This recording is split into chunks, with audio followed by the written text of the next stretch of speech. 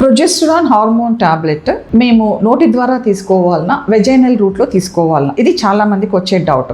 ఎందుకంటే ఆ స్ట్రిప్ పైన ఓరల్ ఆర్ వెజైనల్ అని రాసుంటుంది అనమాట. డాక్టర్ ఏమో వెజైనల్గా తీసుకోమని చెప్తారు.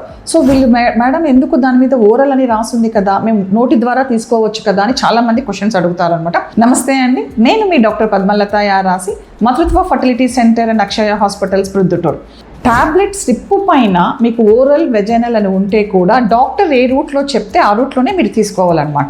ఎందుకోసం అని అంటే దీన్ని నేను మీకు ఎక్స్ప్లెయిన్ చేస్తాను. ఇప్పుడు మనం వెజైనల్ రూట్లో టాబ్లెట్ ఇంట్రడ్యూస్ చేసుకున్నాం అనుకోండి, ఈ రకంగా ఇప్పుడు వెజైనల్ రూట్లో చేసుకున్నప్పుడు టాబ్లెట్ అనేది మనం ఇక్కడ పెట్టుకుంటారు అనమాట, ఇక్కడ ఇంట్రడ్యూస్ చేసుకుంటారు. దీనికి గర్భసంచికి ఎంత దగ్గర ఉంది, చాలా దగ్గర ఉంటుంది.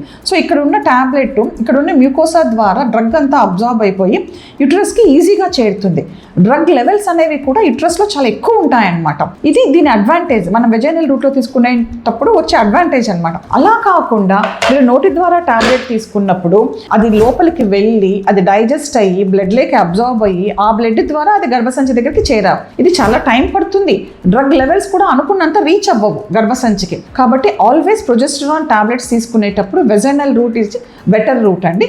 సో వెజైనల్గా మీకు డాక్టర్ ప్రిస్క్రైబ్ చేసినప్పుడు టాబ్లెట్ స్ట్రిప్ పైన మీకు ఓరల్ అని ఉంటే కూడా ఓరల్ తీసుకోవద్దు, వెజైనల్ రూట్లోనే ప్రొజెస్టరాన్ హార్మోన్ సప్లిమెంటేషన్ తీసుకోండి. Thank you so much.